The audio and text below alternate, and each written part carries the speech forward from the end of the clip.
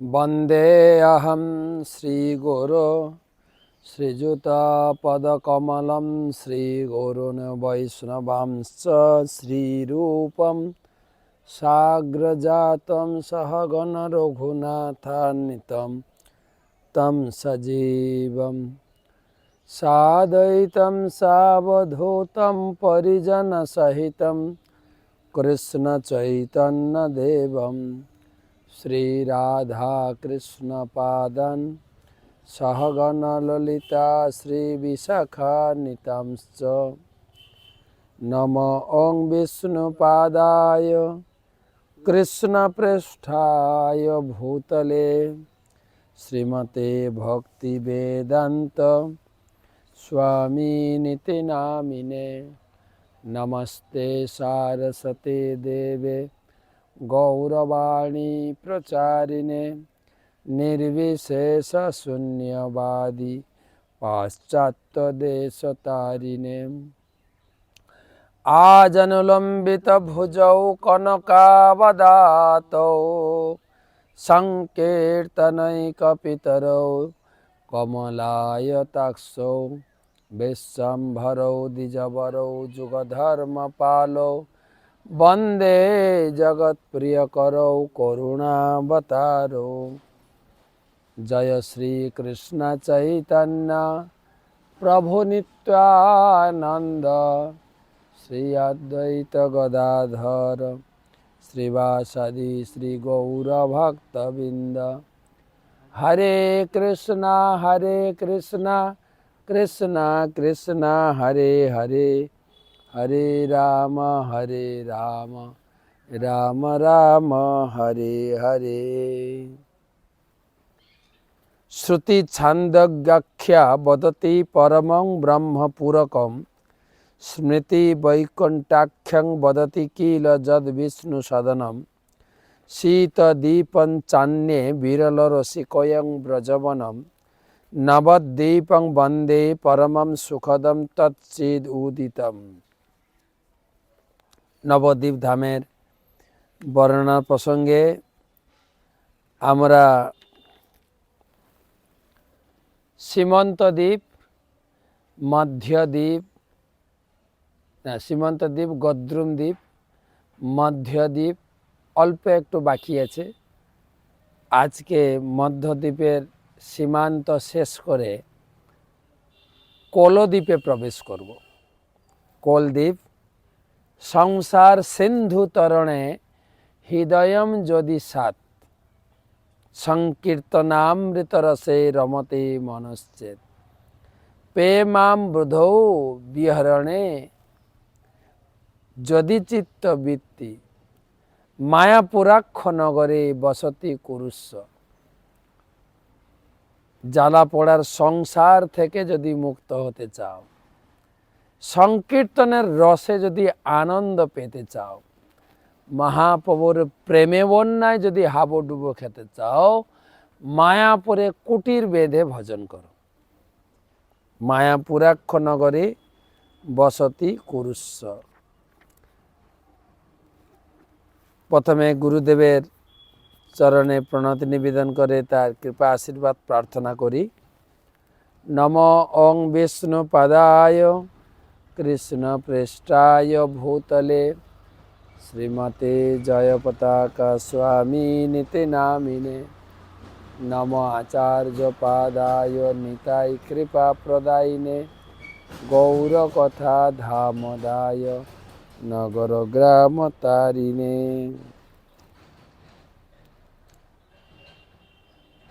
মধ্যদ্বীপের last সীমানা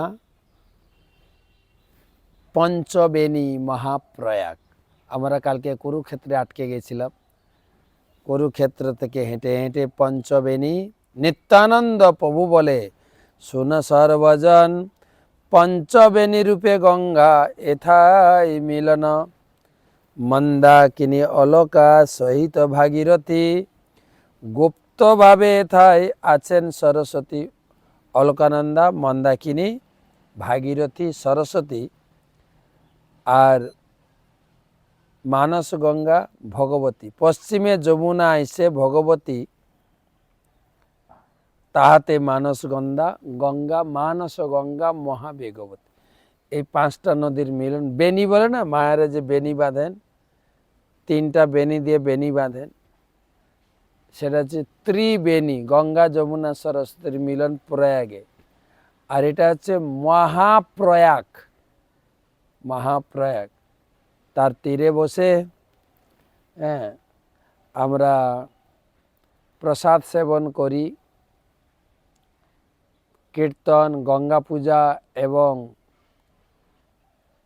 পঞ্চবেণীর মাহাত্ম্য। উচ্চহট্ট সন্নিকটে পঞ্চবেণী নাম, দেবতীর্থ যথা দেব গণের বিশ্রাম।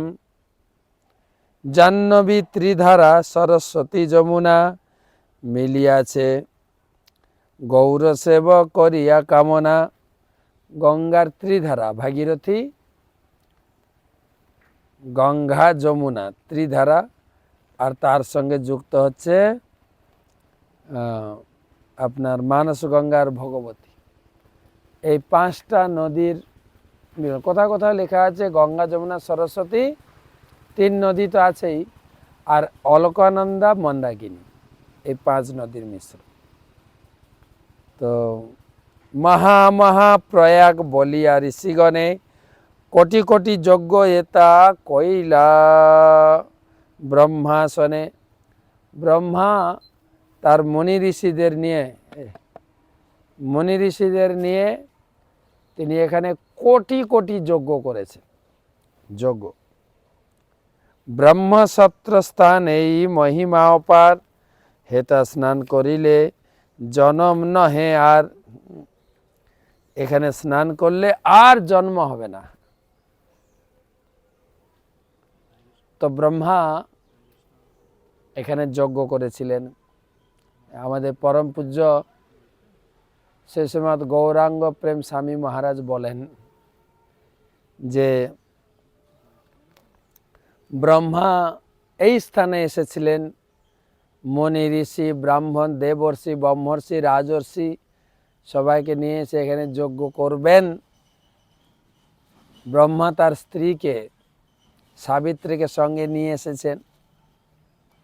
সাবিত্রী এই জগতে এসে ওর ভালো লেগে গেছে, তিনি সখীদের নিয়ে ঘুরতে গেছেন, দেখি একটা জড় জগৎটা কেমন, ঘুরতে গেছেন। এদিকে যজ্ঞ করার যে মুহূর্ত বা লগ্ন শুরু হয়ে গেছেন। তো ব্রাহ্মণ বলছেন, ব্রহ্মাজি আপনার স্ত্রীকে ডাকুন, এখন যজ্ঞ শুরু করব। তখনকার দিনে তো মোবাইল বা হোয়াটসঅ্যাপ বা ইমেল ছিল না, তো কোথায় যে গেছে ঘুরতে, অনেকক্ষণ অপেক্ষা করেও আসছে না। তখন ব্রাহ্মণ বলছেন মুহূর্ত চলে যাচ্ছে, আপনাকে এখন যজ্ঞ শুরু করতে হবে। তখন ব্রাহ্মণ মন্ত্র পড়ে গায়ের পিছন থেকে এক দেবী সৃষ্টি করেন, যার নাম রাখা হলো গায়ত্রী। তাকে আচমন করিয়ে শুদ্ধ করিয়ে ব্রহ্মার বাম পাশে বসিয়ে যজ্ঞ শুরু হল। যজ্ঞ শুরু হয়েছে, ইতিমধ্যে সাবিত্রী ফিরে এসে দেখছেন স্বামীর পাশে আরেকজন মহিলা বসে আছে, যজ্ঞ শুরু হয়েছে। কে না গায়ত্রী। আর মহিলা সাবিত্রী এত রেগে গেলেন, একটু অপেক্ষা করা গেল না আমার জন্য? এই ব্রাহ্মণরাই হচ্ছে সব। ব্রাহ্মণদের অভিশাপ, ব্রহ্মাকে অভিশাপ, বিষ্ণুকে অভিশাপ, অভিশাপ অভিশাপ আর অভিশাপ। ব্রহ্মাকে অভিশাপ দিয়েছেন, এই ধরাধামে তোমার কোথাও পুজো হবে না, ওই এক জায়গায় পুজো হয়। শিবকে অভিশাপ দিলেন, তোমার ভক্তরা পাষণ্ডী হয়ে যাবে। আর ব্রাহ্মণদের অভিশাপ দিলেন, ব্রাহ্মণ শত হলেও সব সময় গরিব হয়ে থাকবে, ভিক্ষা করে খাবে। অভিশাপ দিতেই আছে, কাউকে ছাড়েন। তখন ব্রাহ্মণরা বলছে, ই কেমন মহিলা, হ্যাঁ, শুধু অভিশাপ দিতেই আছে। সেদিন কথায় বলা হয়, স্ত্রীকে বা মহিলাদের খেপাতে নেই। খেপালে যে কি বলা শুরু করে, শুধু অভিশাপ দিয়েছেন। তখন ব্রাহ্মণরা বললে, আমরাও তোমাকে অভিশাপ দিতে ছাড়বো না। ব্রাহ্মণরা অভিশাপ দিবেন, তোমার গলার কণ্ঠটা থাকবে না। তাই মহিলা জাতির গলার কণ্ঠ নেই। কিন্তু কণ্ঠ নেই মানে এই যে একটা উঁচু জিনিস, যে আমাদের কিছু খারাপ জিনিস বলার আগে এখানে আটকে যায়। মহিলাদের কোনো কথা আটকায় না, পেটে থাকেই না, কথা হঠাৎ করে বেরিয়ে যাবে। তো সেই ব্রহ্মার যজ্ঞ করেছিলেন।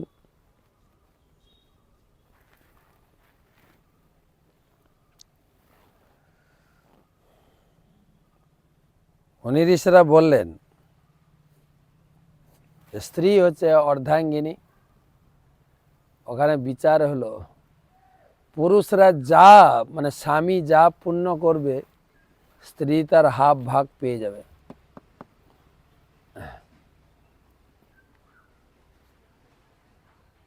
কিন্তু স্ত্রী যা পাপ করবে পুরুষ পাবে না। স্ত্রী যা পাপ করে পুরুষ পাবে, পুরুষ যা পাপ করে স্ত্রীর কাছে যাবে না। কিন্তু যা পুণ্য বা সুকৃতি করবেন হাফ চলে যাবে। তো মহারাজ বলছিলেন, চিন্তা করে দেখো তাহলে বিয়ে করবে কিনা, যা করবে হাফ চলে যাবে কিন্তু। তো সেই যজ্ঞ করেছিলেন।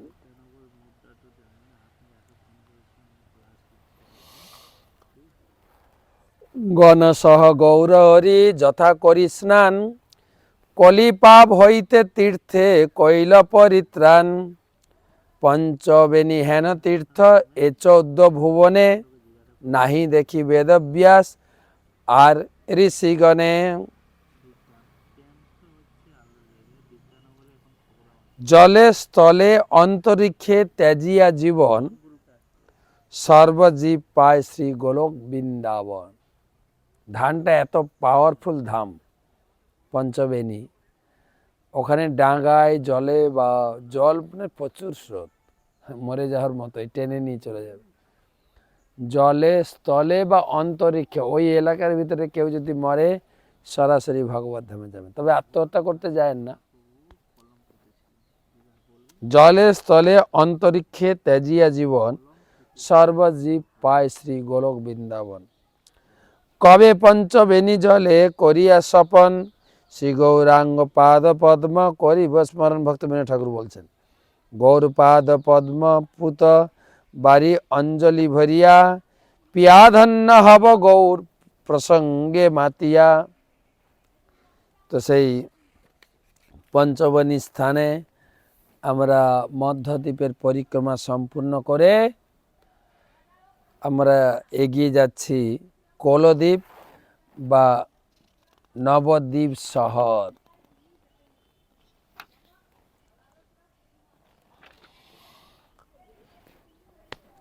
কলদ্বীপ নাম কেন হলো? সত্যযুগে বাসুদেব বিপ্র নামে এক ব্রাহ্মণ এই কোল ভগবানের উপাসনা করত। কোল মানে বরাহদেব, সত্যযুগে। আর এতটাই বরাহদেবের প্রতি আসক্ত ছিল, যখন পূজা করতেন গায়ে অষ্টসাত্ত্বিক বিকার হতো, এইসব দেখা যেত। এবং ব্যাকুল হয়ে প্রার্থনা করতেন, প্রভু মরে কৃপা করি দেহ দর্শন, সফল হোক মোর নয়ন জীবন। বারে বারে যেতেন, ভগবান আমাকে দর্শন দেন প্লিজ, আমি দর্শন করে জীবন সার্থক করব।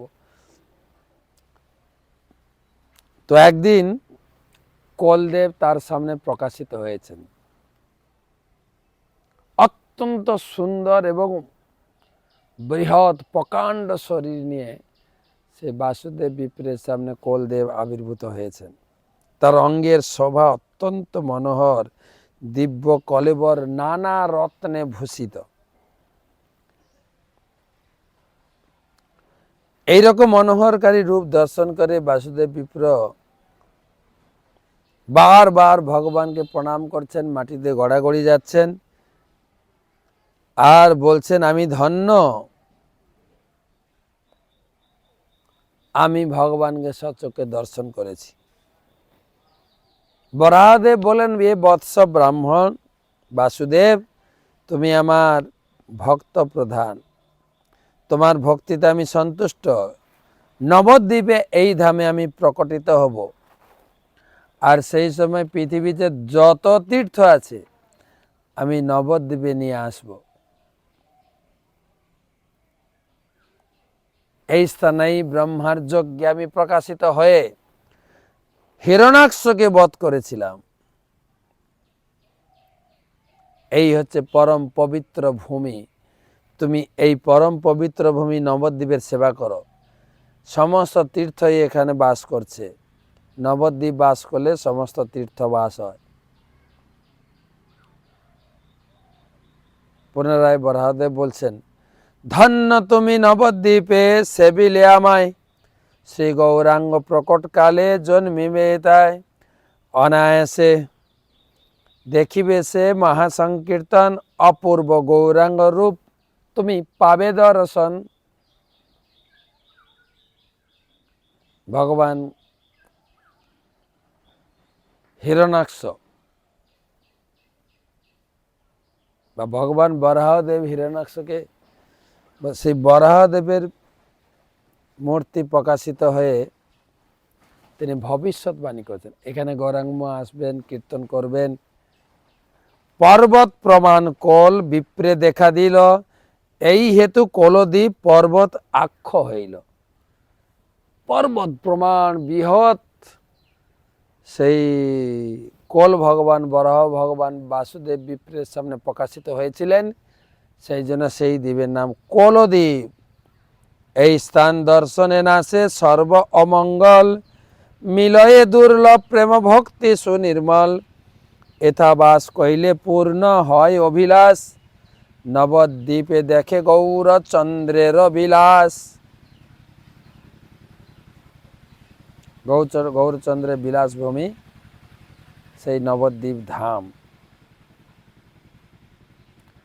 ওহে জীব নিত্য লীলা ময় বৃন্দাবনে, গিরি গোবর্ধন এই জানে সর্বজনে। নিত্যানন্দবাবু বলছেন, এই কোলদ্বীপ অভিন্ন বৃন্দাবন, এটা হচ্ছে গিরি গোবর্ধন এরিয়া। কোলদ্বীপকে বলে কোলের গঞ্জ বা কোলদ্বীপ, অপভ্রংশ হয় কোলের গঞ্জ। এই বহুলাবন দেখো ইহার উত্তরে, রূপের ছটাই সর্বাধিক শোভা করে। এইখানে হচ্ছে বহুলাবন। তো নবদ্বীপ শহর কুলিয়া, এখনো সেই দ্বীপের নাম যে কোলদ্বীপ, অপভ্রংশ করে নাম ডাকা হয় কোলের গঞ্জ। সব দ্বীপগুলো আগে যে নামে ছিল ওই নামেই একটু অপভ্রংশ হয়েছে, কিন্তু ওই নামেই মোটামুটি চেনে। যেরকম সীমন্ত দ্বীপ শিমুলিয়া, গদ্রুম দ্বীপ গাদিগাছা, মধ্যদ্বীপ মাঝদিয়া, কোলদ্বীপ কোলেরগঞ্জ। তারপরে জন্মদ্বীপে যাব জামনগর, নতুন নাম। ঋতুদ্বীপে আমরা যাব রাতুপুরা, নামগুলো আছে কিন্তু। তো সেই কোলদ্বীপে মহাপ্রভুর কি কি লীলা, এই তো বরাহদেবের কথা হলো, কি কি লীলা হলো আমরা ধারাবাহিক পড়ব। প্রথম নবদ্বীপে বংশী বদনানন্দ দাস বা বংশী বদনানন্দ ঠাকুরের শ্রীপাঠ ছিল। বংশী বদন হচ্ছে মহাপ্রভু, তিনি মা এবং পত্নীকে ত্যাগ করে যখন সন্ন্যাস গ্রহণ করে চলে যাবেন, বংশীর সঙ্গে তার নিজের এই মনোভাব তিনি শেয়ার করেছিলেন। আর বংশীবদন তখন মহাপ্রভুকে 3টে বর চেয়েছিলেন। কি কি? ওহে নাথ তিন বর মাগি তুয়া ঠাই, জনমে জনমে যেন তুয়া গুণ গাই। প্রথম বর হচ্ছে আমি জন্ম জন্মান্তরে তোমার গুণকীর্তন করে যেন সময় অতিবাহিত করি। মোর বংশে যেন কেহ তোমার চরণ, ভজন বিমুখ নাই হয় কদাচন। আমার বংশে যেন কেউ তোমাকে ভুলে না যায়, তোমার চরণ যেন বিস্মিত না হয়। দ্বিতীয় বর। তৃতীয়, কলি পাপে পাপাচ্ছন্ন নর নারীগণ, শুদ্ধ যেন হয়ে করে তোমারও কীর্তন। কলিযুগের মানুষরা যেন তোমার গুণকীর্তন করে উদ্ধার পেল। এই তিনটা বর। এই বর প্রভু মাগি তব ঠাই, তথাস্তু বলিয়া বর দিলেন গোসাই। তিনটা বর বংশীবদন চাইলেন, মহাপ্রভু বলছে তথাস্তু, তোমার মনোবাসনা পূর্ণ হবে।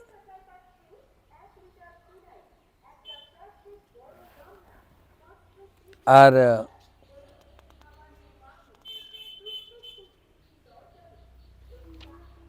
তিনি যখন মহাপ্রভু যখন সন্ন্যাস গ্রহণ করে চলে যান, বংশীবদন বেশি মর্মাহত হয়েছিলেন। বিশেষ করে সচিমার কান্না দেখে বংশীবদন, ওহে নির্দয় বিধি কি কাজ করিলি, দিয়া গৌরাঙ্গের পথ কি দোষে হারিলি। গৌর বিনু গৌর দেশ হবে অন্ধকার, মূর্খ বিধি হেন গান না হলো আমার। প্রেম হাট মাত্র বসা ইলা গৌরা, অপূর্ণ অবস্থায় তাহা ভাঙে দিলি ছেঁড়া ছোঁড়া।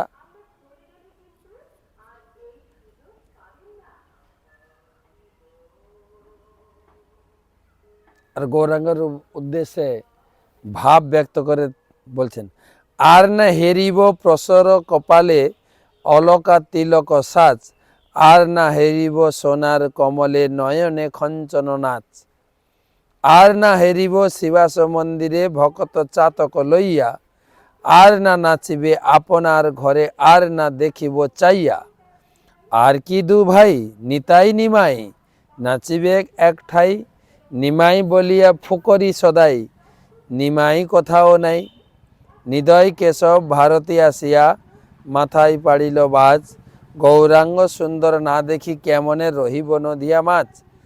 কেবা হেন জন আনিবে এখন আমার গৌরাঙ্গ রায়, শাশুড়ি বধুর রোদন শুনিয়া বংশী গড়াগড়ি যায়। বংশীবদন ঠাকুর লিখছেন, মহাপ্রভু চলে যাওয়ার ফলে সচিমা আর বৌমা বিষ্ণুপ্রিয়া দেবীর কান্না দেখে বংশীবদন খুবই মর্মাহত হতো। সেই বংশীবদন ঠাকুরের শ্রীপাঠ। তারপরে মহাপ্রভু লীলা অনেক রয়েছে। একটা প্রসিদ্ধ লীলা আছে, মহাপ্রভু সন্ন্যাস গ্রহণ করার পরে বৃন্দাবন যাওয়ার ছল করে তিনি বাংলায় এসেছিলেন। প্রথমে বিদ্যানগরে উপস্থিত হন। কলিয়া পাহাড় নামে প্রসিদ্ধ জগতে গৌর লীলা স্থান শ্রেষ্ঠ সর্বমতে। মহাপ্রভু বিদ্যানগরে এসেছেন। বিদ্যানগরে প্রচুর লোক এসছে, প্রচুর লোক। সে আটকানো যাচ্ছে না, ঘর বাড়ি ভেঙে গাছপালা সব তছনছ হয়ে যাচ্ছে। মহাপ্রভু ওখান থেকে বেরিয়ে এলে কুলিয়ানগরে শ্রী মাধবানন্দ বা মাধব চট্টোপাধ্যায়ের, যার নাম ছকড়ি চট্টোপাধ্যায়ের ঘরে এসে থাকলেন। আর লোকও, মহাপ্রভু যেহেতু বিদ্যানগর ছেড়ে কুলিয়া চলে গেছেন, আর লোকও দৌড়াচ্ছেন কাতারে কাতারে কুলিয়াতে মহাপ্রভুকে দর্শন করব। কিন্তু মাঝখানে আছে গঙ্গা। গঙ্গা কি করে পার হবেন? গঙ্গা কলিয়া নগরে আইলেন নেশমণি, সেই ক্ষণে সর্বদিক হইল মহাধ্বনি। সবে গঙ্গা মধ্যে নদী আর কলিয়ায়, শুনি মাত্র সর্বলোকে মহানন্দে ধায়। প্রচুর লোক। গঙ্গা পের হবে কি করে? নৌকা পাচ্ছে না। আর নৌকা হলেও এত লোক উঠে পড়ছে, কতগুলো নৌকা তো ডুবেই গেছে। কিন্তু মজার বিষয়, মহাপ্রভুর প্রেমে নৌকা ডুবলেও একটা লোক মরছে না। আর নৌকা ডুবতে ডুবতে একটা ব্রিজ হয়ে গেছে, লোকে হেঁটে চলে যাচ্ছে।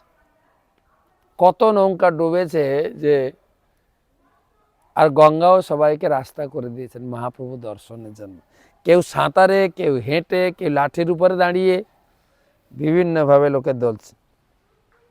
কলিয়া নগরে আইলেন নেশমণি, সেইখানে সর্বদিকে হইল মহাধ্বনি। সবে গঙ্গা মধ্যে নদী আয় কলিয়ায়, শুনি মাত্র সর্বলোকে মহানন্দে ধায়। লক্ষ লক্ষ নৌকা বা আইল কথা হইতে, না জানি কতেক পার হয় কত মতে। কতেক বা নৌকা ডুবে গঙ্গার ভিতরে, তথাপি সবইতরে কেহ নাহি মরে। কতগুলো গঙ্গা ডুবে গেছে, যাত্রীবাহী গঙ্গা, কি বলে নৌকা ডুবেছে, কিন্তু একজনও মরেনি।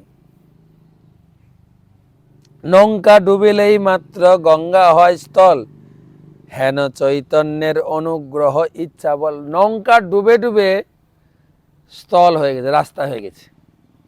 সবাই অনায়াসে কলিয়াতে এসে হাজির হলো। প্রচুর লোক এসেছেন মহাপ্রভুকে দর্শন করে, প্রচুর লোক। ক্ষণেকে কলিয়া গ্রাম নগর প্রান্তর, পরিপূর্ণ হইল স্থল নাহি অবসর। অনন্ত আরবুদ লোক করে মহাহরি ধ্বনি, বাহির না হয় গুপ্তে আছেন। এত লোক এসছে, গৌরাঙ্গ গৌরাঙ্গ হরে কৃষ্ণ বলে সব কীর্তন করছেন, মহাপ্রভু বেরোচ্ছেন না, এত লোকের ভিড়। মহাপ্রভু দর্শনের অভিলাষে ভীষণ লোক সংঘটের কথা মহাপ্রভুর কানে গেল। কি যে হয়েছিল সেখানে ভক্তদের সঙ্গে মহাপ্রভুর মিলন লীলা, কুলিয়ার আকর্ষণ না যায় কথন, তাহা বলিবারে শক্তি সহস্রবদ। কুলিয়ায় যে মহাপ্রভু কিভাবে জীব উদ্ধার করেছিলেন, ভক্তদের সঙ্গে মিলিত হয়েছিলেন, সে কেবল সহস্র বদন বলতে পারে।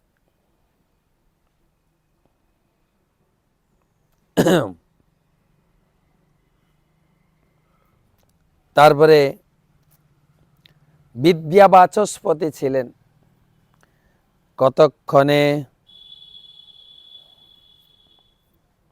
কতক্ষণে বাচস্পতি মাত্র একেশ্বর, ডাকি আনাইলা প্রভু শ্রী গৌর। মহাপ্রভু জানতে পেরেছেন বিদ্যা বাচস্পতি এসছেন, মহাপ্রভু তাকে ডাকলেন। সংসার উদ্ধার লাগি যে চৈতন্য রূপে, তারিলেন যতেক পণ্ডিত ভবকূপে।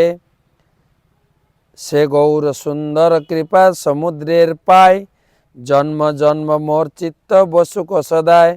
সংসার সাগরে মগ্ন জগতে দেখিয়া, নিরবধি বর্ষ প্রেম কৃপা যুক্ত হইয়া। হেন সে অতুল কৃপা ময় গৌর ধাম, স্ফুরুক আমার হৃদয়েতে অবিরাম। মহাপ্রভু ডেকেছেন সেই বিদ্যা বাচস্পতি, তিনি এসেছেন। দণ্ডাইয়া কর জুড়ি বলে বাচস্পতি, মোর এক নিবেদন শুনো মহামতি। স্বচ্ছন্দ পরমানন্দ তুমি দয়াময়, সর্বকর্ম তোমার আপন ইচ্ছাময়। আপন ইচ্ছায় থাকো চলহ আপনে, আপন জানো হতেহি লোকে তোমা জানে। এ থেকে তোমার কর্ম তুমি যে প্রমাণ, বিধি বা নিষেধকে তোমারে দিবে আন। সর্বলোকে সবে মোরে সর্বলোক তত্ত্ব জানিয়া, দোষের অন্তরে ক্রূর আমারে বলিয়া। তোমারে আপন ঘরে মুই লুকাইয়া, থুইয়াছি লোকে বলে তত্ত্ব না জানিয়া।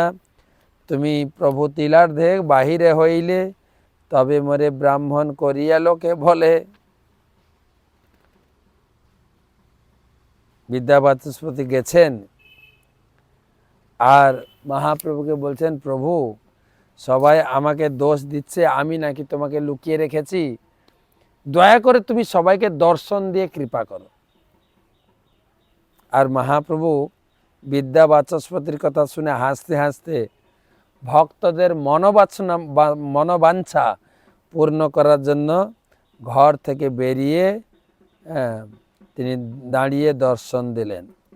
আর অনিন্দ সুন্দর সেই সন্ন্যাসী রূপ মহাপ্রভুকে দর্শন করে সবাই হরিধ্বনি উলধ্বনিতে মেতে গেছেন। আর মহাপ্রভুকে দেখতে কেমন ছিল? জিনিয়া কনক কান্তি প্রকাণ্ড শরীর, আজ অনুলম্বিত ভুজ নাভিসু গভীর, হিংস্র গিব গজস্কন্ধ কমল নয়ন, কোটি চন্দ্রে সে মুখের নাক্ষরি সমান, সুন্দর অধর মুন্ডা জিনিয়া দর্শন, কাম সরাসন যেন ভ্রুভঙ্গ পত্তন, সুন্দর কৌপিন বক্স লেপিত চন্দন, মহাকোটি তটে সবে অরুণ বসন, অরুণ কমল যেন চরণ যুগল, দশ নখ যেন দশ দর্পণ নির্মল, কোন বা রাজ্যের কোন রাজার নন্দন, জ্ঞান পাই নাসি হই করয়ে ভ্রমণ।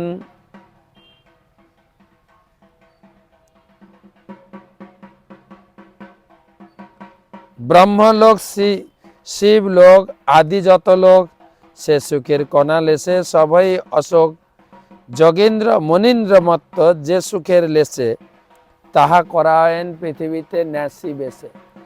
সবাই প্রার্থনা করছেন ব্রহ্মা ইন্দ্র চন্দ্র যার নাগাল পায় না সেই প্রভু সন্ন্যাসী রূপে এই জগতে বিচরণ করছেন। সে মহাপ্রভু কুলিয়ার পাটে সবাইকে দর্শন দিয়ে উদ্ধার করলেন। কুলিয়ার প্রকাশে যতক পাপী ছিল, উত্তম অধম নিজ সভে পার হইল। হাসিয়া কাঁদিয়া প্রেমে গড়াগড়ি, পুলকে ব্যাপিল অঙ্গ, চণ্ডালে ব্রাহ্মণে করে কুলাকুলি, কেবা ছিল এর অঙ্গ। ব্রাহ্মণ এবং চণ্ডাল দুজন দুজনকে কোলাকুলি করছেন।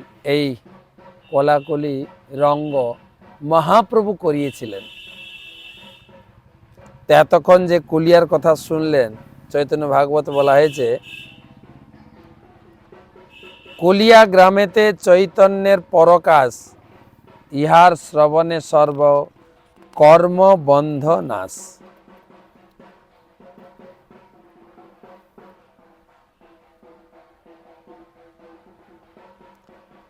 তো এই গেল কুলিয়ায় লোক উদ্ধার। আরেকজন ভক্ত ছিল,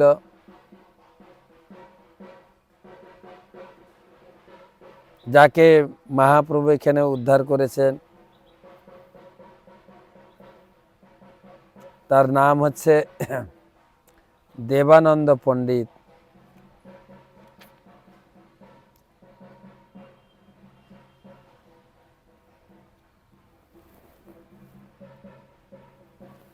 এবং তার আগে মহাপ্রভু যখন কুলিয়াতে ছিলেন, একজন ব্রাহ্মণ এসে মহাপ্রভু চরণে ক্ষমা চাইছে। কেন? মহাপ্রভু যখন ছিলেন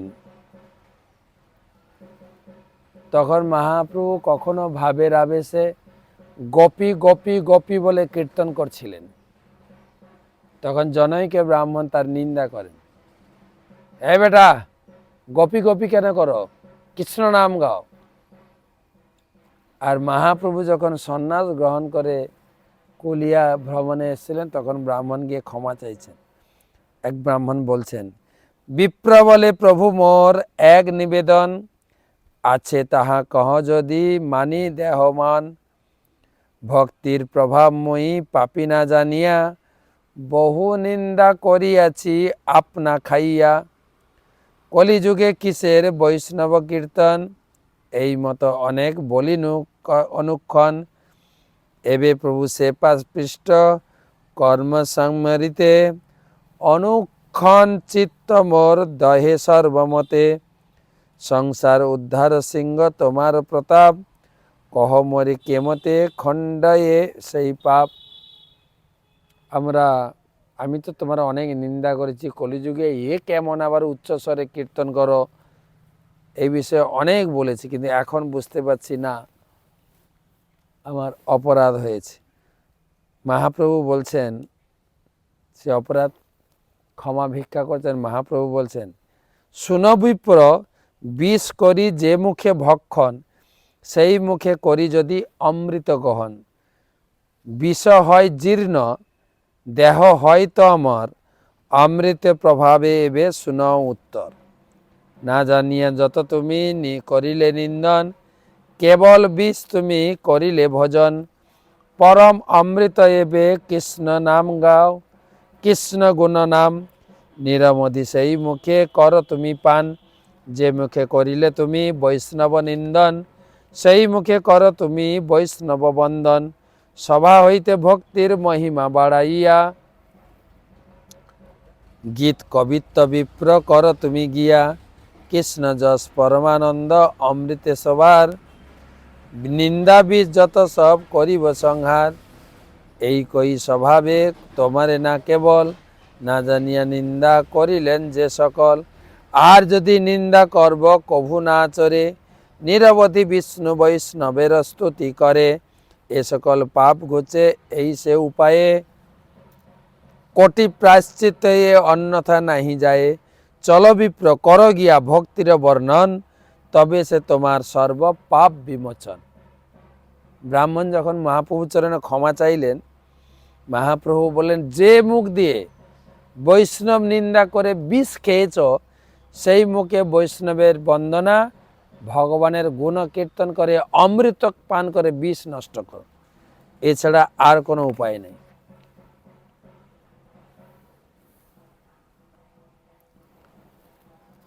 আরও তো অনেক আছে, টাইম তো শেষ হয়ে গেল।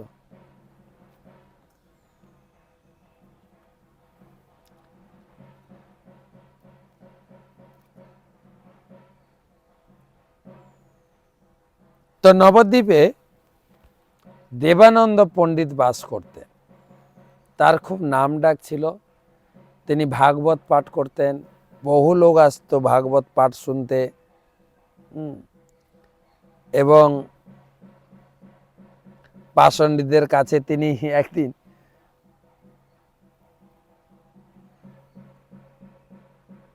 মহাপ্রভু সম্বন্ধে একটা নিন্দাবাদও করেছিলেন।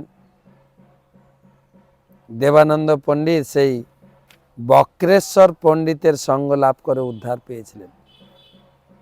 বক্রেশ্বর পণ্ডিতের প্রভাবে তার চেতনা ফিরেছিল, আর চৈতন্য মহাপ্রভুর প্রতি তার অগাধ বিশ্বাস জন্মায়। মহাপ্রভু তাকে বলেছিলেন,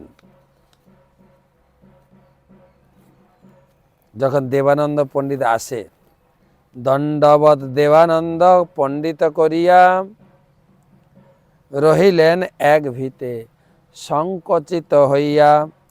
বক্রেশ্বর পণ্ডিত কৃষ্ণের পূর্ণ শক্তি, সেই সে কৃষ্ণ পায় যে যাহারে করে ভক্তি। বলছে তুমি বক্রেশ্বর পণ্ডিতের সঙ্গে মিশছো তো, সে তোমাকে উদ্ধার করবে। বক্রেশ্বর পণ্ডিতকে যে ভক্তি করে, সে কৃষ্ণ শক্তি লাভ করবে। বক্রেশ্বর হৃদয়ে কৃষ্ণের নিজ ঘর, সেই কৃষ্ণ নিত্য নাচিতে বক্রেশ্বর। যে স্থানে যদি বক্রেশ্বরের সঙ্গ হয়, সেই স্থান সর্বতীর্থ শ্রী বৈকুণ্ঠময়। জগৎ উদ্ধার লাগি তুমি কৃপাময়, নবদ্বীপ মাঝে আসি হইলা উদয়। মই পাপী দৈব দোষে তোমা না নিলু, তোমার পরমানন্দে বঞ্চিত হইলু। সর্বভূত কৃপালতা তোমার স্বভাব, এই মাগো তোমাতে হোক অনুরাগ। তোমার চরণে যেন আমার ভক্তি হয়, তো সেখানে সেই ধরলে আমাকে কৃপা করো।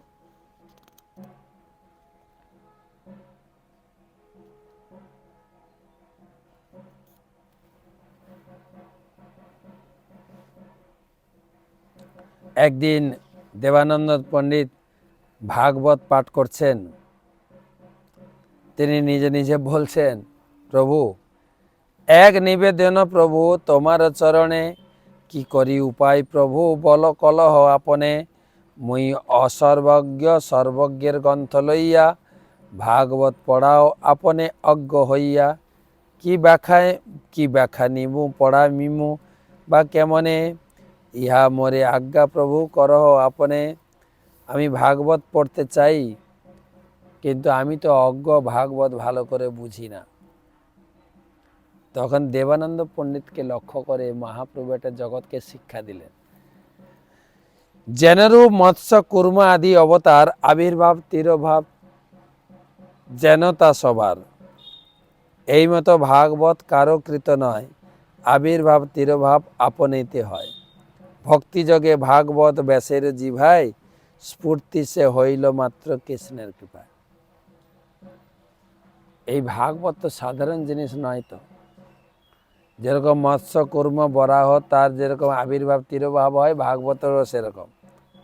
ভাগবত বুঝি হেন আছে যার জ্ঞান, সে না জানয়ে ভাগবতের প্রমাণ। অজ্ঞ হই ভাগবতে যে লয় শরণ, ভাগবতের অর্থ তার হয় দর্শন।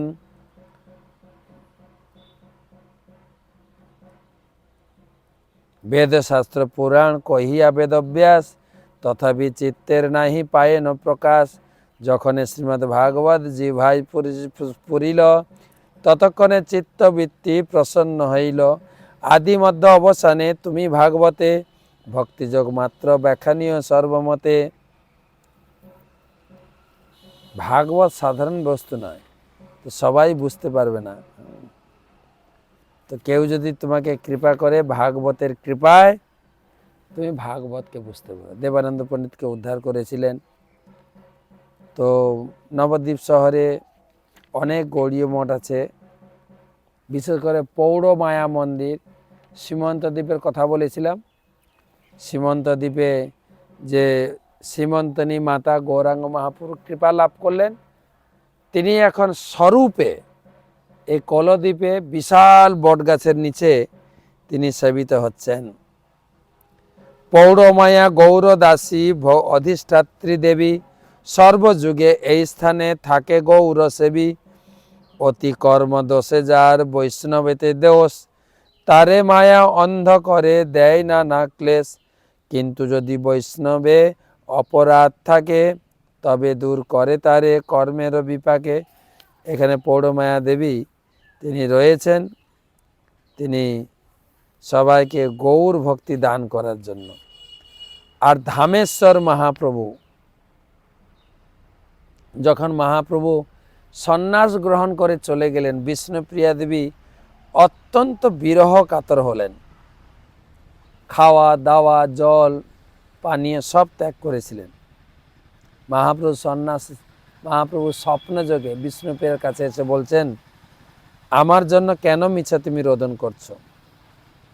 তুমি একটা কাজ করো, যে নিম গাছের নিচে আমার জন্ম হয়েছিল, যেখানে মা কোলে নিয়ে আমাকে স্তন পান করিয়েছিল, সেই নিম গাছ থেকে আমার বিগ্রহ তৈরি করে আমার সেবা করো। শ্লোক দেখেন, আমার আদেশে এই করহ শ্রবণ, যে নিম্ব তলায় মাতা দিল মোরে স্তন, সেই নিম্ব বৃক্ষ মোর মূর্তি নির্মাইয়া, সেবন করহ তার আনন্দিত হইয়া। সেই দারু মূর্তি মধ্যে মোর হবে স্থিতি, এ লাগি সেবনে তার পাইবে প্রীতি। আমি সেই বিগ্রহে অবস্থান করব, তুমি সেই বিগ্রহ বানিয়ে পূজা করো। তবে তো ভাস্কর করি প্রভুরে প্রণাম, নির্জনে বসিয়া করে মূর্তি নির্মাণ। এক পক্ষ মধ্যে মূর্তি নির্মাণ করিয়া, ঠাকুরে সংবাদ দিল ভাস্কর যাইয়া। এক পক্ষ মানে 15 দিনের ভিতরে মূর্তি তৈরি হয়েছিল। নিরূপিত দিনে সবে হইল আগমন, শ্রীমূর্তি প্রতিষ্ঠা তবে কর এ বদন। মূর্তি প্রতিষ্ঠায় কইল যত আয়োজন, শ্রী অনন্ত দেব নারে বর্ণিবারে তত। এত বড় আয়োজন হয়েছিল। তো সেখানে সে বিষ্ণুপ্রিয়া দেবীর ধামেশ্বর বিগ্রহ আমরা দর্শন করি। আর তারপরে জগন্নাথ দাস বাবাজি ভজন কুটিরটা আমরা তো আগে বলেছি, জগন্নাথ দাস বাবাজি ওখানে বসে ভজন করতেন। আর মহারাসস্থলী আছে, যেখানে মহাপ্রভু ভক্তদের নিয়ে তিনি ওখানে ভাগবতের রাস ও পঞ্চাধ্যায় পাঠ করেছিলেন। তো এই সমস্ত স্থানগুলো নবদ্বীপ, কলদ্বীপ, পাদসেবন পীঠ আমার গুরু মহারাজ বলেন যে মাঝে মাঝে তোমরা কোলদ্বীপে যেও। কোলদ্বীপে মহাপ্রভু সবার অপরাধ এবং ভুল ত্রুটি ক্ষমা করেছিলেন। তাই কোলদ্বীপের কাছে আমরা প্রার্থনা করি আমাদের ভক্তি জীবনে, জাগতিক জীবনে যত ভুল ত্রুটি, অপরাধ, পাপ তিনি যেন ক্ষমা করে গৌর চরণে ভক্তি দান করেন। আর শ্রীমন্তিনী মাতা যিনি পৌড় মায়ারূপে, তিনি তো বসেই আছেন গৌর ভক্তি দান করার জন্য। তো আজকে কোলদ্বীপের সম্বন্ধে এইখানে রাখি। কোলদ্বীপে আমাদের 2 রাত বাস হয় পরিক্রমাকালে। একটা হচ্ছে মহীশূরা, ওটাও কোলদ্বীপ, প্রতাপনগর। আর প্রতাপনগরের সব থেকে বড় উৎসব হচ্ছে আমাদের নটখট উৎসব বা শিশু উৎসব। শিশুরা, যত শিশু আছে তারা আজকে কি বলে ওই কোলদ্বীপে তারা সুন্দর উৎসব উপহার দেন সবাইকে। তারাই মঞ্চ পরিচালনা করেন, নাটক, তারপরে আবৃত্তি, গান, নৃত্য, যেমন খুশি সাজো। এবং শেষে একটা বিশাল প্রায় 1/2 কিলোমিটার কেক বানানো হয়। সবাই মিলে বাচ্চারা কেক কাটে। মানে বাবা মা বাড়িতে ছেলে মেয়েদের জন্মদিন পালন করেন কিনা জানি না, কিন্তু আমরা পরিক্রমাতে সবার কেক কেটে সারা কি বলে সারা বছরে যার যেদিন জন্মদিন ছিল ওটা পূরণ করে দিই। তারপরে সবাইকে গিফট দেওয়া, সে এক অপূর্ব আনন্দ কোলদ্বীপে। তো আপনারা লাইভও দেখছেন। তাছাড়া আমি প্রতিদিন ক্লাসে এক একটা দ্বীপের কথা শোনাচ্ছি। তারপরে এক এক দিন কী দেখছি, প্রথম দিন, দ্বিতীয় দিন, তৃতীয় দিন, সেটাও ভিডিও ছাড়ছি। সব সময় আপনি যেখানে থাকুন পরিক্রমায় থাকুন। শরীর থাকুক ঘরে, মন থাকুক পরিক্রমাতে ঘুরবে, আমাদের সঙ্গে রাখুন। আর পারলে পরিক্রমাকারী ভক্তদের জন্য কিছু সেবা পাঠিয়ে দেন। শুভরাত্রি। নবদ্বীপ পরিক্রমা কি জয়।